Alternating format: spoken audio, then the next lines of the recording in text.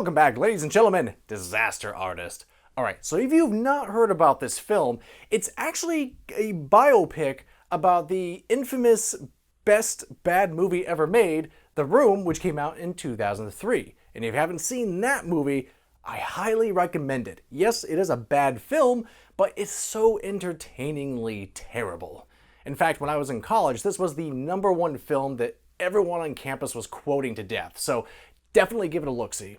The original film was written, directed, and starred Tommy Wiseau, who's this very enigmatic character. And I'm not talking about the fictional character, I mean the actor behind the performance. He is a very unusual personality, to say the least. And so this film is actually based on a book, The Disaster Artist, My Life Inside the Room, the greatest bad movie ever made. It was written by Greg Sestero, who worked closely with Tommy Wiseau on The Room, long before this got adapted by James Franco, who, of course, directed and starred in the role. And his little brother, Dave Franco, plays as Greg Sestero. And it's honestly a surprisingly very fitting casting for this film. I'm actually a little surprised to say this. James Franco, to me, in my opinion, is kind of known for a certain kind of performance. He's well known for his sort of stoner comedies, and I feel like that's kind of lingered over his career for a very long time. And there was one critic that said this is one of his best performances since 127 Hours. And honestly, I might have to agree. You could say James Franco is just playing the sort of weirdo, so maybe there's something easier there. But honestly, despite playing, the weird guy, he does a surprisingly good job with the role. He brings a lot of drama, emotion, and a lot of the quirkiness. It was funny because when I was watching this movie with somebody, they said, James Franco's kind of like overdoing a lot of the mannerisms. And I had thought back to seeing Tommy Wiseau in interviews and even other series that he's been in, and I thought to myself, no, that's not an exaggeration. If anything, I've seen Tommy Wiseau be worse.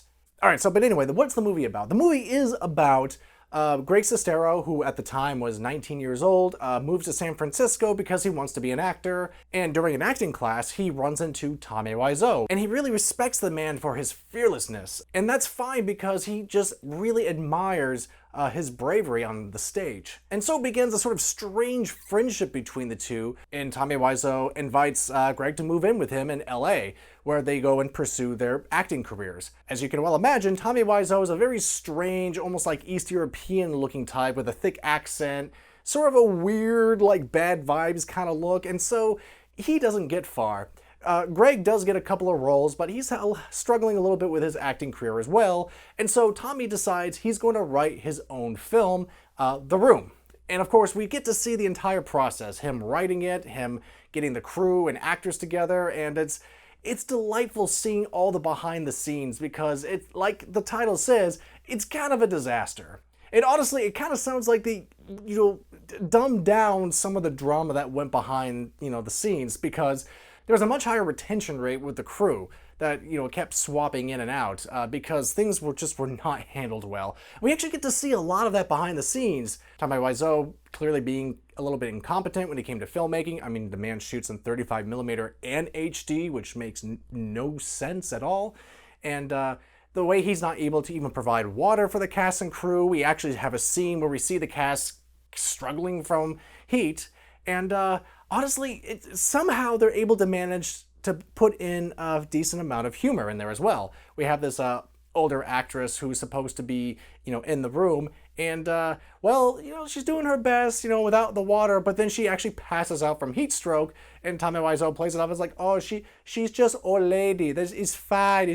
She could be fine. And I thought, I was actually really surprised to find there was a nice balance of true events, humor, and even some of that genuine emotion. Because the big takeaway of this story is the relationship between Tommy Wiseau and Greg Sestero, and that never gets distracted. That is the central theme of the entire story, and it's very strong. Even when they go through their hard times together, Greg kind of disappears on Tommy for a while because, Tommy takes away some opportunities, he gets kind of jealous, kind of clingy, and again, using the word, disaster.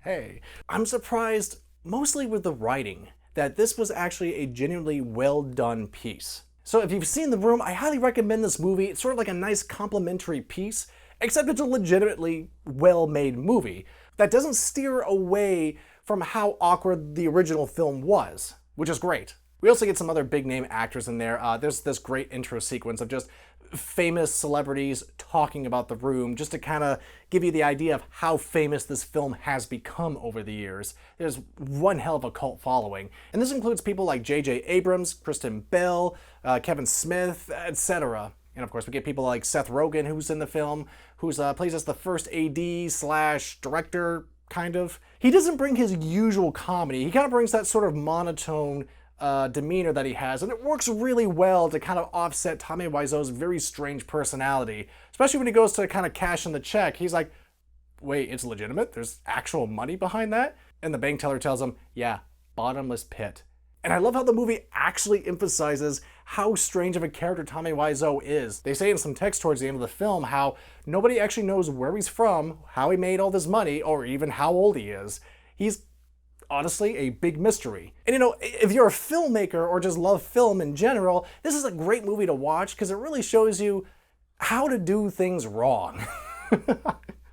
How they go about making the film. It's always entertaining watching behind the scenes, like filmmaking, like documentaries, but to actually see how a lot of it went wrong and still somehow kind of wound up right, it's fascinating to watch.